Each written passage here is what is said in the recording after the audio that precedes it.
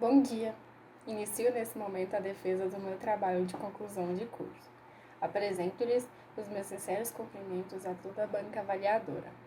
Meu nome é Fabrícia Costa Borba, estou cursando Medicina Veterinária.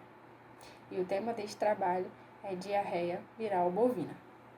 BVDV é uma sigla que oriunda-se do inglês, traduzido como vírus da diarreia viral bovina. Esse vírus é um vírus RNA, muito comum na família Favelidae e é do gênero pestivírus e envelopado. Com isso, ele é disseminado por meio de secreções e excreções, tornando-se uma das principais fontes de contaminação. Para os produtores rurais e pecuaristas, trazem perdas relevantes e é pouco detectado, visto que é um vírus de alta contaminação no Brasil e em todo o mundo. Ele é um dos patógenos mais importantes entre os bovinos, causando falha na reprodução, falha na ovulação, ovulação tardia, sendo assim um sinal clínico. A inalação desse vírus pela mãe pode contaminar o feto via cordão umbilical no primeiro terço da gestação, quando geram-se os animais PIs persistentemente infectados ou imunotolerantes. Eles se contaminam nessa fase por não terem se desenvolvido imunologicamente, entre 40 e 125 dias de gestações. Esses bezerros, quando nascem, podem ser clinicamente normais e geralmente são soronegativos. A principal fonte de contaminação natural é a secreção e excreção, e os fetos que se contaminam nesse estágio frequentemente sobrevivem e podem levar essa contaminação para o resto da vida. A BVDV pode ser dividida em dois subgrupos, BVDV1 e BVDV2, sendo esse tipo 1 o mais comum, e o tipo 2 os que são provenientes de soro fetal, ou animais que morreram de forma aguda dessa doença. As manifestações variam-se de subclínica até a altamente fatal doença das mucosas. Os animais que apresentam sinal clínico podem conter febre, depressão, anorexia, enfermidades gastroentéricas, agudas ou crônicas, diarreia aquosa e retardando o crescimento dos animais jovens.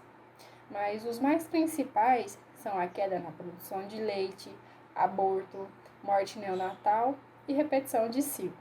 O diagnóstico dos animais infectados tem a presença do agente confirmado a partir do isolamento do vírus em cultivo celular.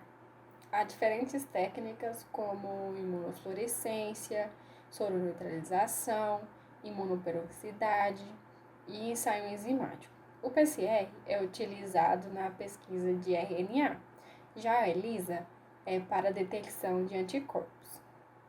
A prevenção é recomendada a remoção dos animais infectados e animais PIs, persistentemente infectados, devendo fazer a remoção gradativa, utilizando a biosseguridade, como sêmens livres, controles de trânsito na fazenda, quarentena em animais infectados. Vacina para controle e perda do rebanho? Ela tem uma eficácia limitada e possui de baixo a moderado o nível de anticorpos neutralizantes. Outro problema é por não conferir proteção ao feto. Foram avaliados mais 3 novos tipos de vacinas comerciais inativas, mas foram limitadas novamente. A avaliação sorológica frente às cepas padrões relataram um nível baixo de anticorpos, que constatou que seria necessário uma nova dose a intervalo de menos de 1 ano. Os prejuízos da bovinocultura têm como principal o fator da infecção silenciosa. Suas informações de forma escassa e com grande variedade de formas clínicas.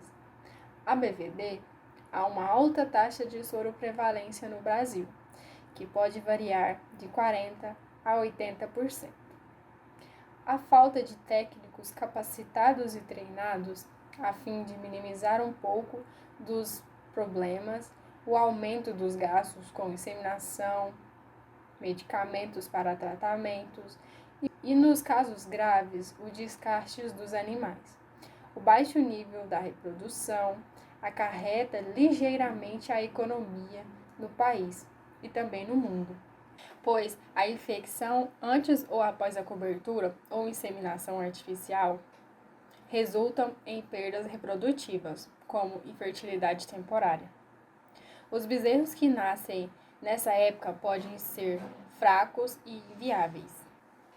Devido à grande disseminação da doença entre os animais e rebanhos, esse alto índice desperta a preocupação econômica pela possível presença de animais persistentemente infectados.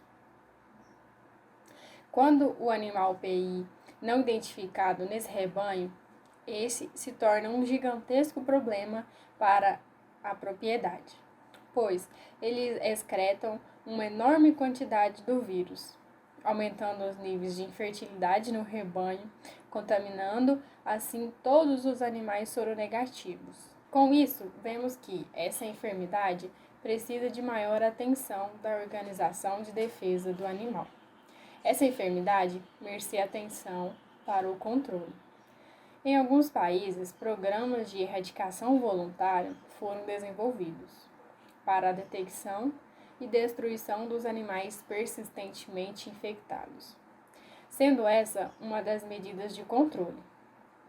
Outro fator é a informação ao proprietário, que possui um baixo nível de tecnologia, ausência de assistência técnica ou pouca instrução ao produtor, acarretando o conhecimento de protocolos importantes sobre a prevenção da enfermidade.